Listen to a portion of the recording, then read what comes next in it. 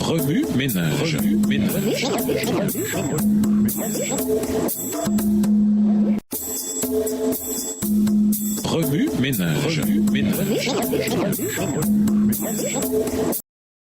Bienvenue dans votre émission. Wami Ménage. Nous voilà à la leçon de jeudi. S'impliquer, leur science et leur chant. L'homme ne peut lui-même réfuter ses accusations. Dans ses vêtements souillés de péché, confessant sa faute, il se tient devant Dieu. Mais Jésus, notre avocat, plaide efficacement en faveur de tous ceux qui, par la repentance et par la foi, lui ont confié la garde de leur âme. Il plaide leur cause et défait leurs accusateurs par les puissants arguments du calvaire. Sa parfaite obéissance à la loi de Dieu, même jusqu'à la mort de la croix, lui a donné tout pouvoir dans le ciel et sur la terre, et il demande à son Père miséricorde et réconciliation pour l'homme coupable. Mais si nous devons nous rendre compte de notre condition pécheresse, nous devons aussi nous reposer sur le Christ, notre justice, notre sanctification et notre rédemption. Nous ne pouvons nous défendre devant les accusations de Satan. Le Christ seul peut plaider avec succès en notre faveur. Il peut réduire l'accusateur au silence par des arguments fondés non sur notre propre mérite, mais sur les siens. Extrait du livre Témoignage pour l'Église, volume 2, chapitre 26, les pages 206 et 207, livre écrit par Ellen G. White. Quand ce cri puissant, tout est accompli, jaillit des lèvres du Christ, des prêtres officiaient dans le temple. C'était l'heure du sacrifice du soir. On allait immouler l'agneau représentant le Christ. Toutes les personnes présentes avaient les yeux fixés sur le prêtre, paré de ses vêtements magnifiques, si pleins de signification, et tenant le couteau à la main, comme Abraham se disposant à immouler son fils. Mais voilà que la terre se mit à trembler, car le Seigneur s'approchait. Le voile intérieur du temple, comme sous l'effet d'une main invisible, se déchira avec bruit, du haut jusqu'au bas, et les regards de la foule pénètrent dans le lieu autrefois rempli de la présence de Dieu. Dès ce moment, le Sauveur devait officier dans les cieux des cieux en tant que prêtre et avocat. On aurait dit qu'une voix vivante disait aux adorateurs: tous les sacrifices et toutes les offrandes pour le péché ont pris fin. Le Fils de Dieu est venu conformément à sa parole. Voici, je viens pour faire, ô Dieu, ta volonté. Il est entré une fois pour toutes dans le sanctuaire avec son propre sang. C'est ainsi qu'il nous a obtenu une rédemption éternelle. Hébreux 10, verset 7, Hébreux 9, le verset 12. Texte tiré du livre Jésus-Christ au chapitre 78, aux pages 681 et 682, livre écrit par Ellen G. White. Les rachetés et avec eux les êtres qui n'ont pas péché trouveront dans la croix du Christ leur science et leur chant. On verra que la gloire qui resplendit sur la face du Christ est la gloire de l'amour qui se sacrifie. On verra à la lumière du calvaire que la loi de l'amour qui renonce à soi-même est la loi de la vie pour la terre et pour le ciel. Que l'amour qui ne cherche pas son intérêt, 1 Corinthiens 13, verset 5, a sa source dans le cœur de Dieu,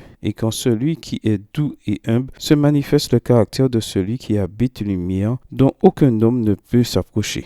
Extrait toujours du livre Jésus-Christ, chapitre 1, page 12, livre écrit par Ellen G. White. Remue ménage. Suite à l'étude d'Hébreux 9 et 10, quelles sont les applications réelles de la croix dans votre vie? Quelles sont les applications que vous pouvez faire dans d'autres sphères publiques de votre vie? Révisez le verset à mémoriser. En quoi s'applique-t-il à votre vie cette semaine? Au revoir. Et à demain si Dieu veut.